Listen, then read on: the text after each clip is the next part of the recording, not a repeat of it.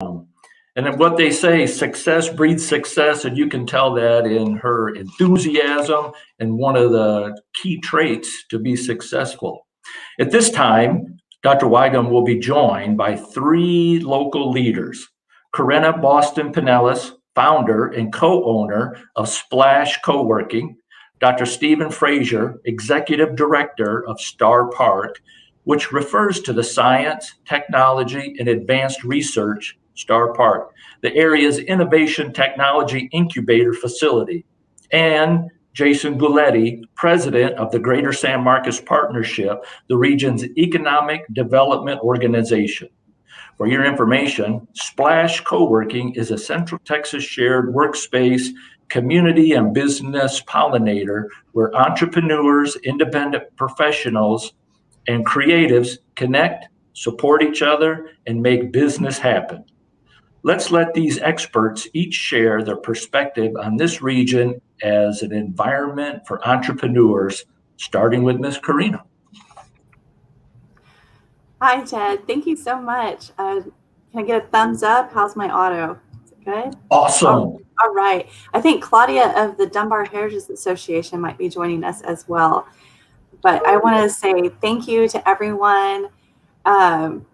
A lot of the faces you see here pulled this together as the first annual time that Splash was able to do Global Entrepreneurship Week. The fireside chat, Shannon, that you just had with Fran really spoke to the importance of community. And that is really the driving core of Splash Coworking, is connecting community with those who need to get their work out into the world. So thank you. I'm glad to be here with everyone.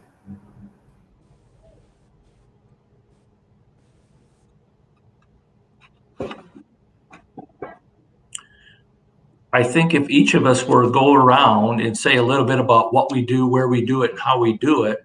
So I guess we'll start next with Claudette. Yes. Hi, I'm Claudette Blythe. I go by Claudia. You'll see that under my face there. Let me just say hello to everybody. I'm hoping everybody's Monday is off to a tremendous start. Mine certainly is. I've loved everybody that's presented so far. Amazing show. I represent the Dunbar Heritage Association here in the San Marcos area. We're a local community organization, and our mission is centered around bringing awareness and promoting minority, I'm sorry, you might hear my son in the background, but promoting minority activists and holidays and different things surrounding minority culture for the African American community here in San Marcos, Texas. So we do things like the Martin Luther King Jr. March in January. We also promote Black History Month in February, and then also the Juneteenth that comes up, of course, in June. And now we're doing something that's different and innovative and bringing to San Marcos the Central Texas Black Business Expo. Thank you. And next, how about Jason? Sure, and good morning, everyone. And again, thank you for having me join the conversation today. We are the Greater San Marcos Partnership. We are a two-county economic development organization. We're a public-private partnership founded on the whole premise of doing more together only makes us stronger. And what we do is in economic development, we go out and bring jobs and investment to our region. We do that through a variety of different ways, attracting companies to look at this part of Central Texas as an ideal location for their business. We also work with those existing businesses on the ground here, making sure they have the resources needed to grow and expand their business. And then I always call us the ultimate connectors. We need to be in with everybody, knowing the great resources like Splash, Texas State University, certainly. And Claudette, great to meet you. Look forward to working with you as well. And all the great resources that exist to make our community the great place that it is. So that's what we do. That's who we are. Certainly, we're excited about this. We call our region the Innovation Corridor because of all the amazing things happening in our part of Central Texas. And embracing that is all aspects of innovation, and we're excited to be here and share some of that with everyone today. So thank you again for having us. Thanks, Jason. And next we have Dr. Frazier. Well, it's not doctor. I'm one of those folks, I love academic terminology. I have a terminal master's. How's that? I'm Steve Frazier. I'm the executive director of Star Park. I really wear 3 hats that impact the innovation ecosystem in this region.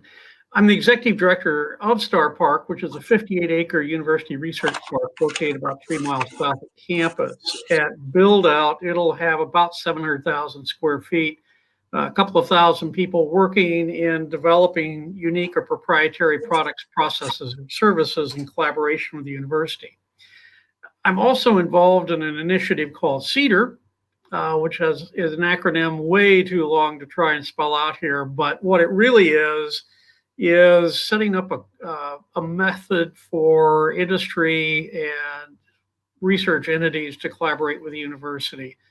We're beginning our first recruitment. We have a half a dozen members at this point, and our first tangible activities will be standing up a 3rd building here in the park and creating our own separate research 5G network to provide a test bed for new software development and sensor development.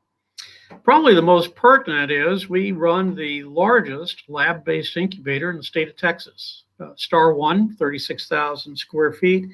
We focus primarily on those startup entities that are pre-revenue but have a product already identified and are in the process of prototyping, creating minimum viable product, or growing to the stage of pilot production. And because we're not doing software, we give those companies 3 to 5 years to get to a point where they actually launch and go into the marketplace. On the other end of the spectrum, we get engaged in pre-team formed groups. I love all of our terminology. They are, pre-revenue means I don't have any money. Ideation stage means I think I might know I want to do something, but I'm not sure. And we move with those folks to the ideation stage through new ventures to give them space, access to mentors, and access to some non-dilutive funding to make a decision to go to market with something that's unique in terms of product, process, or service.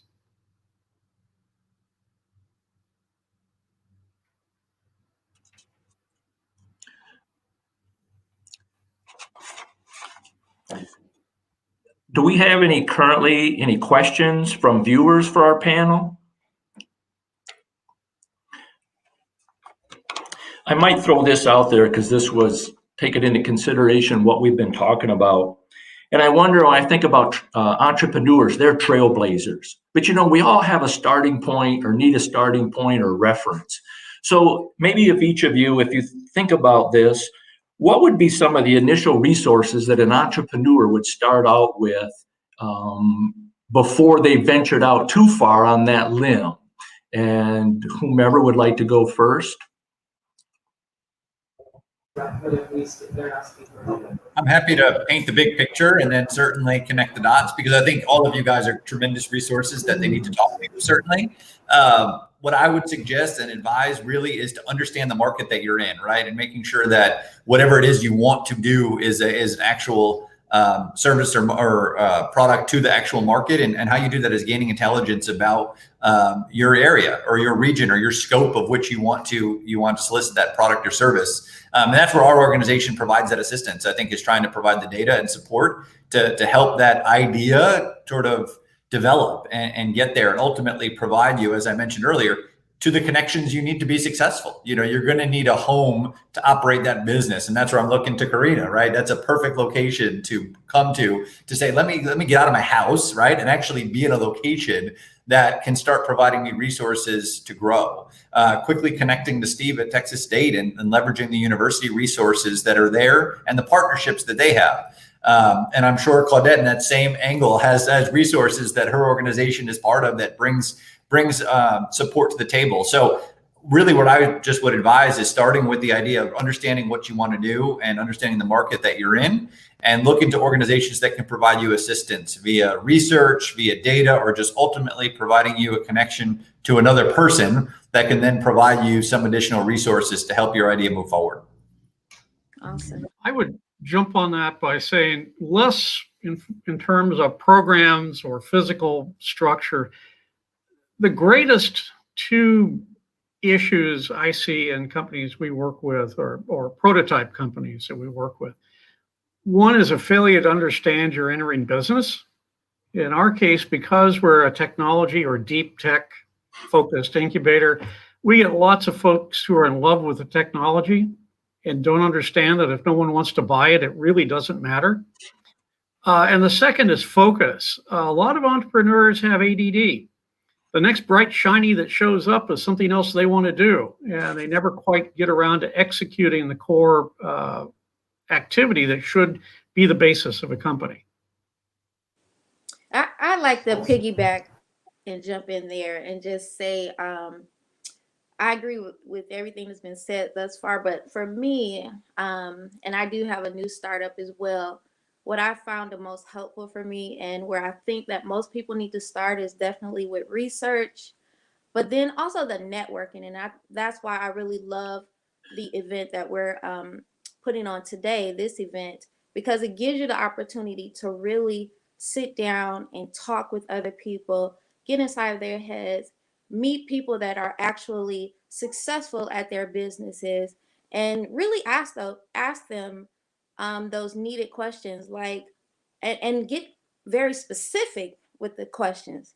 Don't be afraid to ask, how much money did it really take to get this business off the ground? It's okay to ask that. Just blatantly ask so that you'll have an idea while you're doing that research of what it is going to take. But that networking piece, getting to know different people, and a lot of times what I found myself doing is having a conversation about my business, and then somebody will say, hey, I know this person that does this, and then you've just made this connection. Why don't you just reach out to them? And so just in the midst of just conversation and networking and meeting other people that are doing what you want, I feel like has been the most beneficial for me. I think it's true that there's a big difference between socializing and networking. And so when you go to a function or an activity and those people are there, you need to take full advantage of the networking and not so much the socializing. Those are good points. Ms. Karina, would you care to expound upon any of that? Yes, I think this really speaks true to our ecosystem and the Central Texas area. The insights that Stephen has presented and Jason and Claudia, both are all components and perspectives from each of us as independent actors within the ecosystem, but bringing something unique that the entrepreneur needs. An ecosystem is just that. When you think of the biosphere of how things grow and thrive and reproduce, it's very similar in the entrepreneurial landscape. And with Splash Coworking, we're kind of that nexus, providing access to programs and resources and business advocacy, but then again, also making sure we collaborate and do events like this to where networking is producing a safe space to be vulnerable and ask those questions and connect with mentors, and then being able to level up and work with Greater San Marcos Partnership and really understand what it is that's out there that they've already done, that takes the load off of the entrepreneur to learn and understand the market and our specific unique region here in Texas. And Steve, all of the different programs from the innovation series to the networking events that Star Park hosts, it really gives that approachable deep dive into those that are trying to think about, what they're doing and connecting with companies that are in that teenager state. I love that we use this terminology in such a family unit, and a production unit. I like how Fran spoke about her energy drink, because it does feel like you're giving birth to something. I don't have children, but I really feel like Splash is my baby. And you think you do all the selfies with your baby and you want to show it to everyone, but at the same time, you want them to have friends. So we love connecting with Star Park and with GSMP and also the Dunbar Heritage Association. What's unique and valuable about the organization that Claudia works with is it brings to life the cultural difference of the San Marcos area. and it gives a different platform for accessing networking opportunities. So we might be celebrating Juneteenth, but all of those vendors that are out there are doing something and bringing something to the community. The Black Business Expo that's going to carry us out for the entrepreneurial week this Saturday is going to highlight some of those special and unique companies and businesses that make us special to Texas and differentiates what we can bring forward.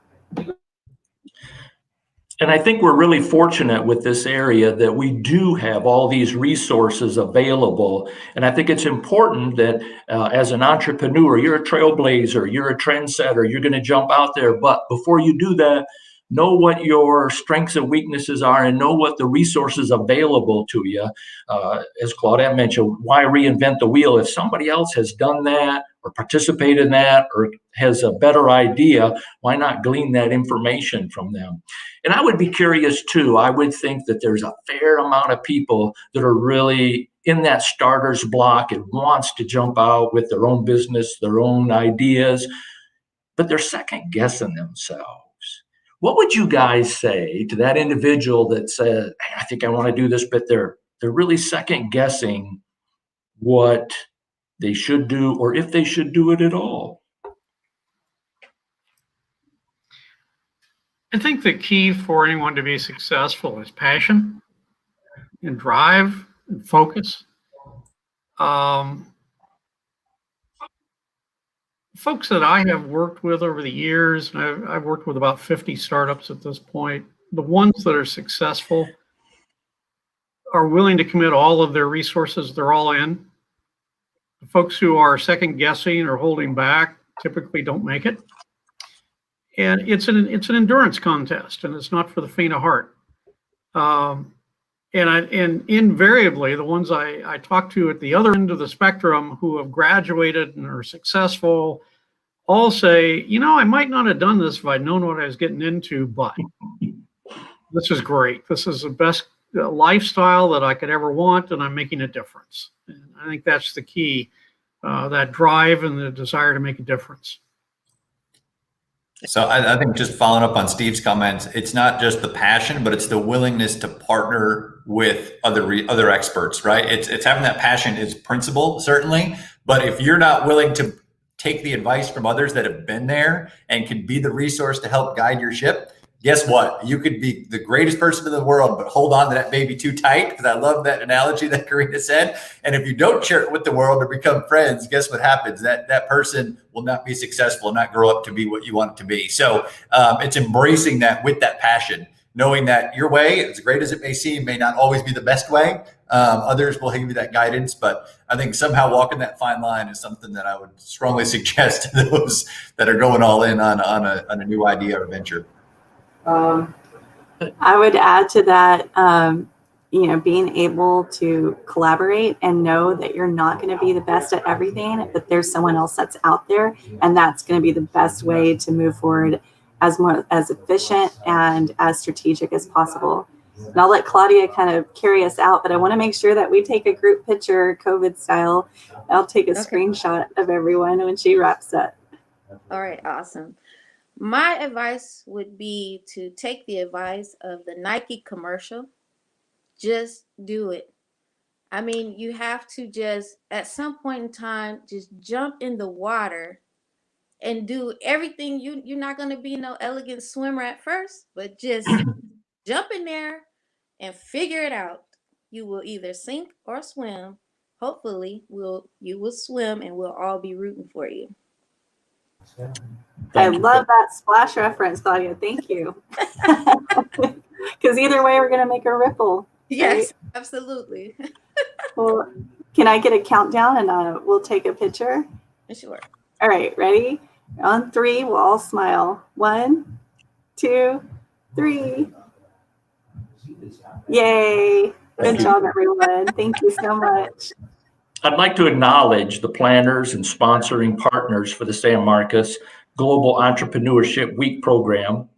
Chairing the effort is Ms. Karina Boston Pinellas of Splash Coworking, Claudette Blythe, founder of Modern Tribes Events and chair with the Dunbar Heritage Association, Sean Ball, founder of SEMPERS, new venture entrepreneur in the residence of Texas State University Star Park, the Center for Innovation and Entrepreneurship at Texas State University, and Barbara Thompson, Director of the Workforce Development, Business Retention Expansion at the Greater San Marcos Partnership, the regional economic development organization for Hays and Caldwell counties. Haven't they pulled together a great lineup of speakers?